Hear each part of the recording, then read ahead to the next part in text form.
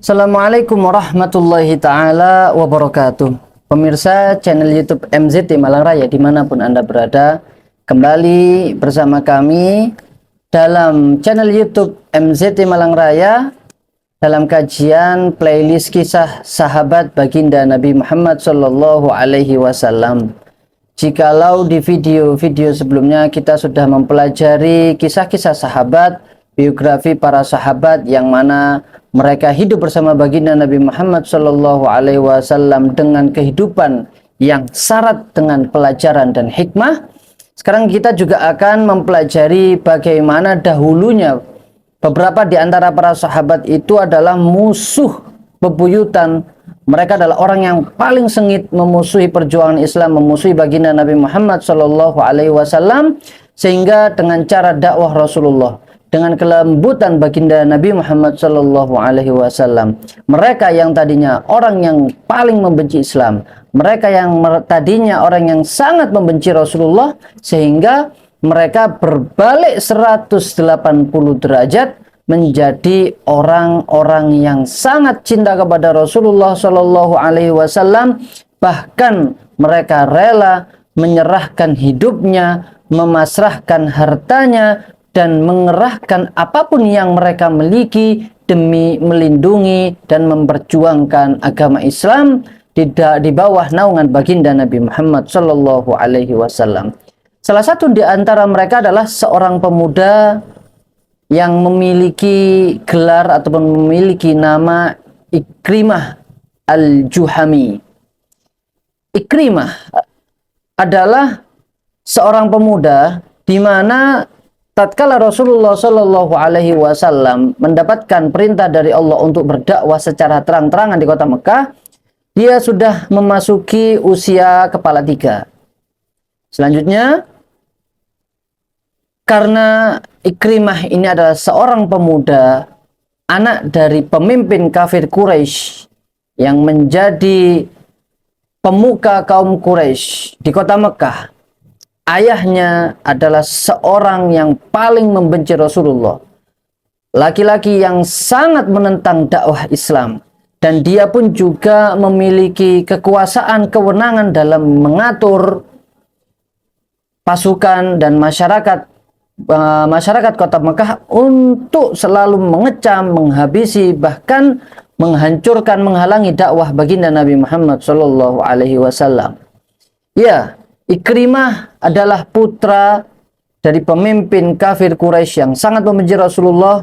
Ayahnya bernama Amr bin Hisham. Tahukah kita siapa Amr bin Hisham? Ya, pemuda yang bernama Ikrimah ini adalah putra dari Abu Jahal.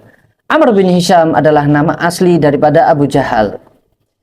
Sehingga Ikrimah pun tumbuh dengan kekuasaan dan contoh dari ayahnya yang sangat membenci Rasulullah. Sehingga dia pun, Ikrimah ini pun menjadi laki-laki pemuda yang juga sangat tegas dalam memerangi Islam, laki-laki yang juga sangat gencar dalam menghalangi dakwah Islam. Tidak hanya itu, dia pun juga menjadi eksekutor bagi ayahnya, bagi bapaknya ini, sebagai eksekutor untuk menyiksa orang-orang yang masuk Islam, dan juga mereka budak-budak, orang-orang miskin yang mereka mengikuti dakwah baginda Nabi Muhammad Sallallahu Alaihi Wasallam. Sehingga Ikrimah pun juga sama bencinya seperti ayahnya kepada Islam. Dia pun juga sejak muda dan menjadi mentor bagi pemuda-pemuda yang lainnya dalam menyerang dan juga dalam menghalangi dakwah kaum Islam. Singkat cerita, sampai akhirnya peperangan yang pertama antara kaum muslimin melawan kafir Quraisy, yaitu adalah perang Badar, di mana Ikrimah menjadi tangan kanan dari ayahnya yang saat itu menjadi komandan pasukan kafir Quraisy dalam peperangan Badar. Dia berangkat bersama ayahnya sebagai tangan kanannya, di mana saat itu Abu Jahal menjadi panglima perang dari kaum musyrikin. Mereka pun kaum musyrikin sudah bersiap siaga 3 hari sebelum peperangan itu terjadi.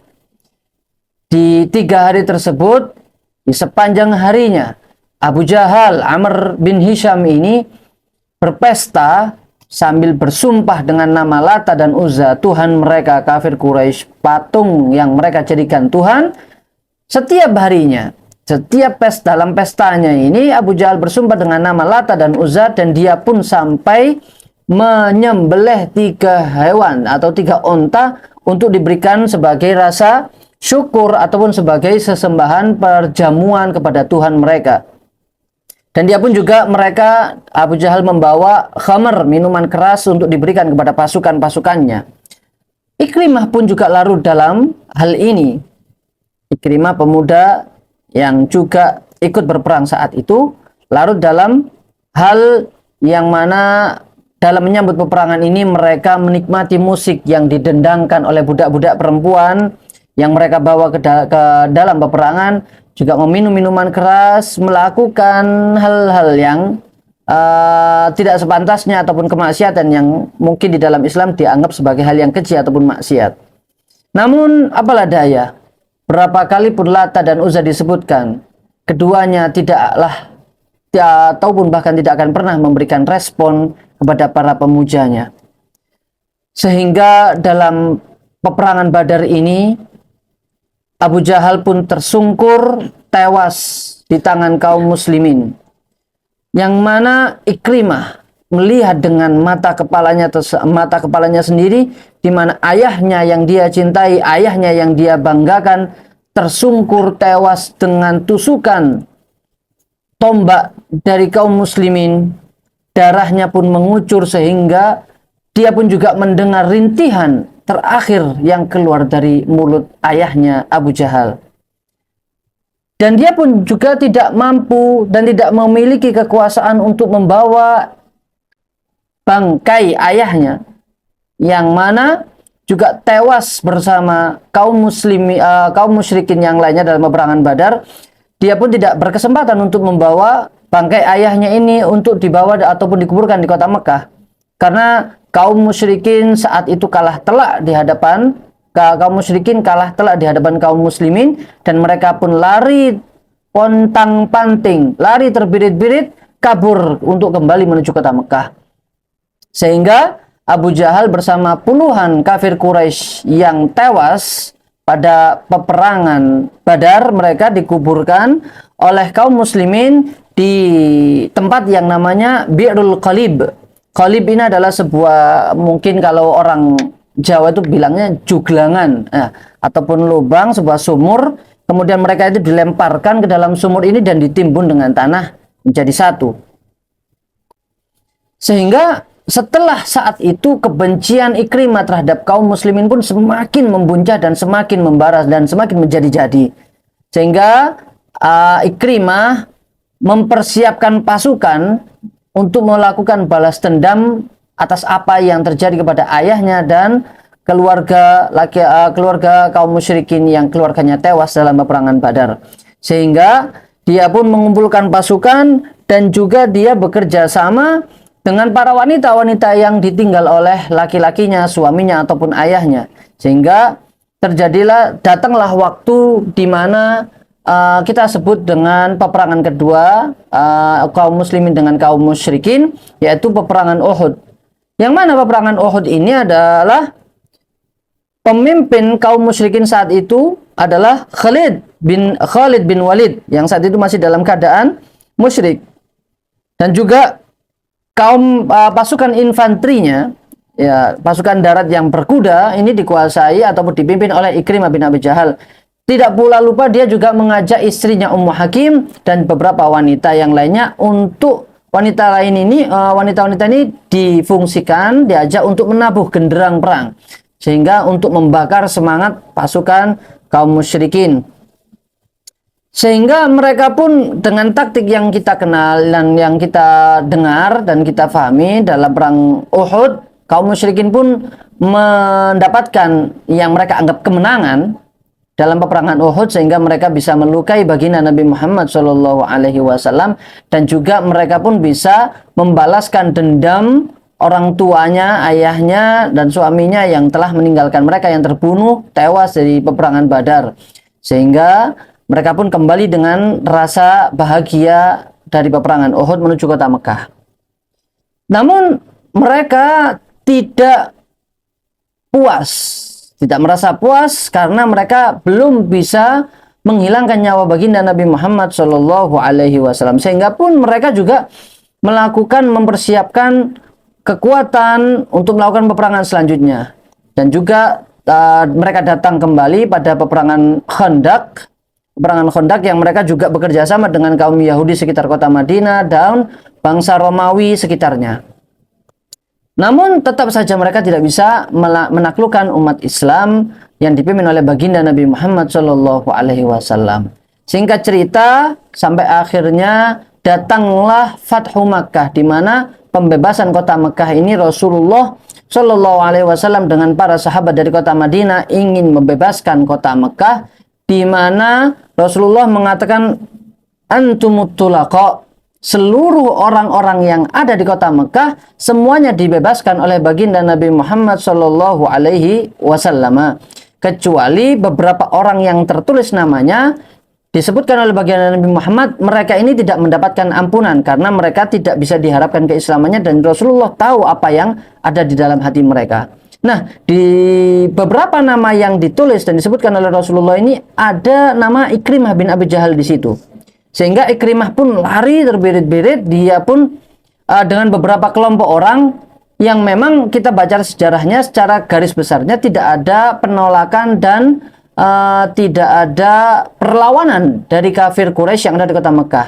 Namun sebetulnya ada sedikit perlawanan dari beberapa orang, beberapa kelompok kecil yang mereka mencoba untuk melawan kaum muslimin yang saat itu tidak ingin menghancurkan dan membunuh orang-orang yang ada di kota Mekah, tapi mereka melawan sehingga dihancurkanlah oleh kaum muslimin yang saat itu dipimpin oleh Khalid bin Walid.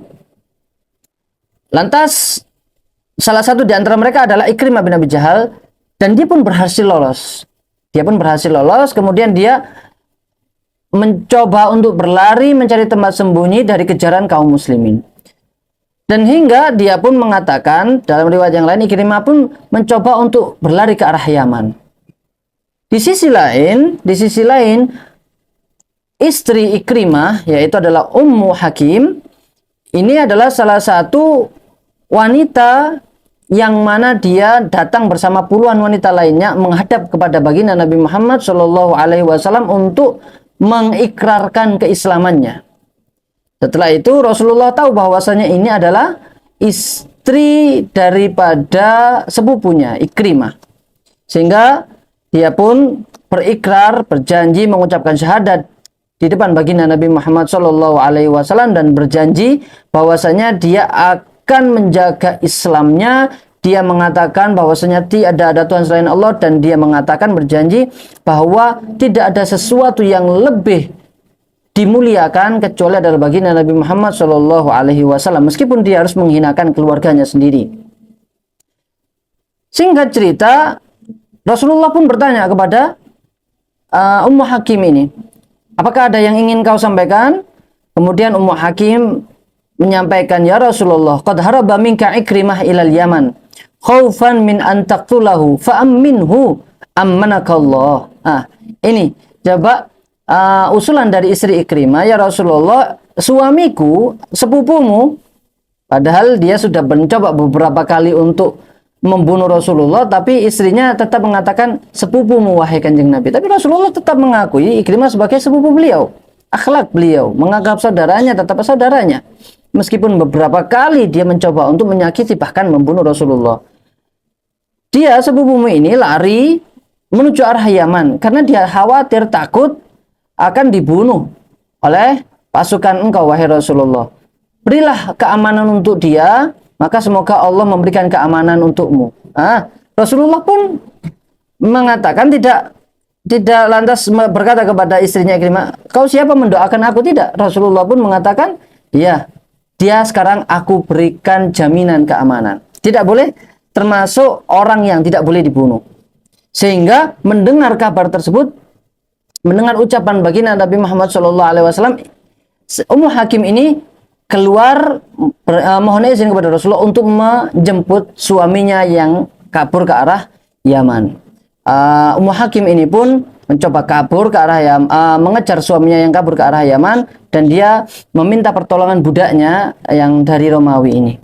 Di tengah perjalanan mengejar suaminya, budak Romawi ini berlaku kurang ajar kepada Ummu Hakim.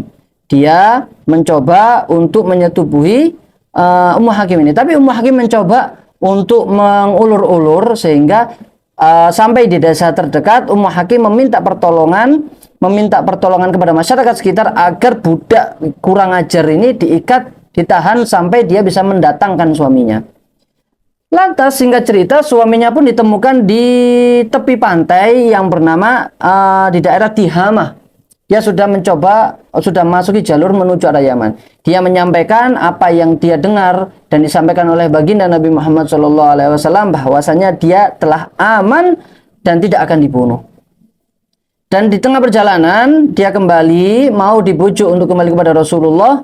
Istrinya ini Ummu Hakim ini bercerita bahwasanya di tengah perjalanan ini budaknya ini kurang ajar kepada dirinya dan mencoba untuk menyetubuhinya, sehingga Ikrimah yang jiwanya ini masih membara, dia memenggal kepala budaknya dan mampir di desa yang tadi.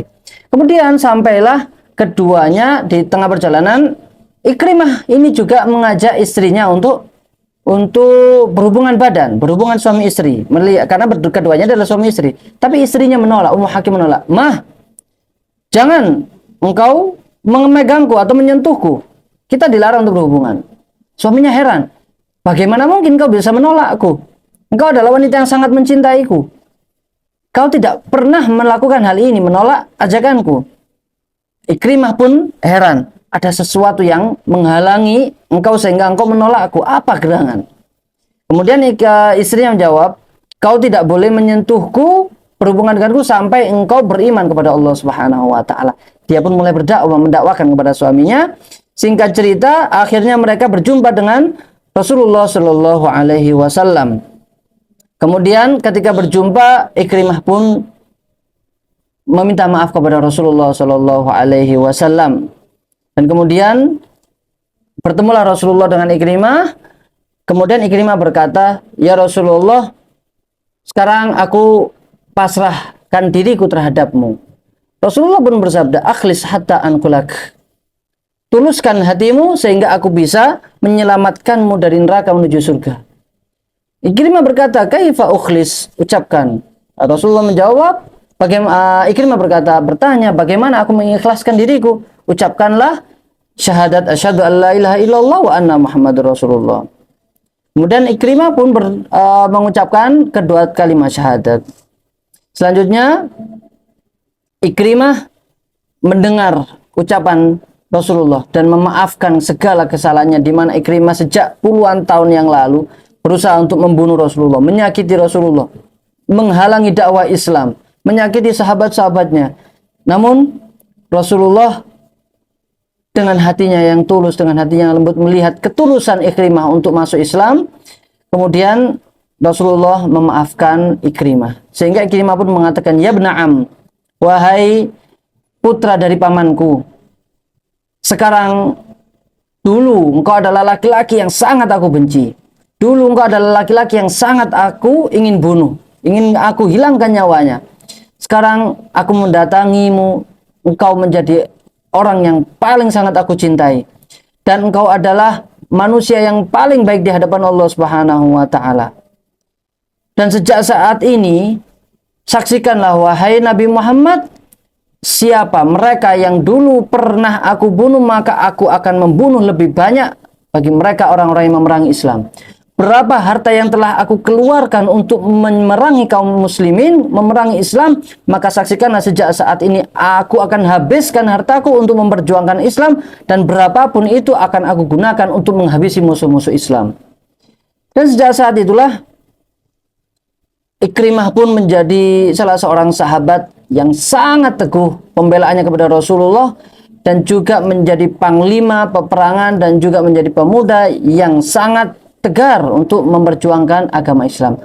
Lanjutan bagaimana perjuangan Ikrimah yang sudah masuk Islam, yang mana dahulunya ayahnya adalah pembenci, pelopor pembenci kaum muslimin dan pelopor penjegal dakwah Islam, sehingga putranya saat ini menjadi panglima komandan dakwah Islam. Bagaimana perjuangan beliau? Tetap ikuti video selanjutnya dan kelanjutan kisah ini tentang Ikrimah, tentang kisah sahabat Ikrimah bin Abu Jahal. Mudah-mudahan kita diberikan istiqomah oleh Allah Subhanahu wa taala. Wallahu musta'an alaihi tuklan. Assalamualaikum warahmatullahi wabarakatuh.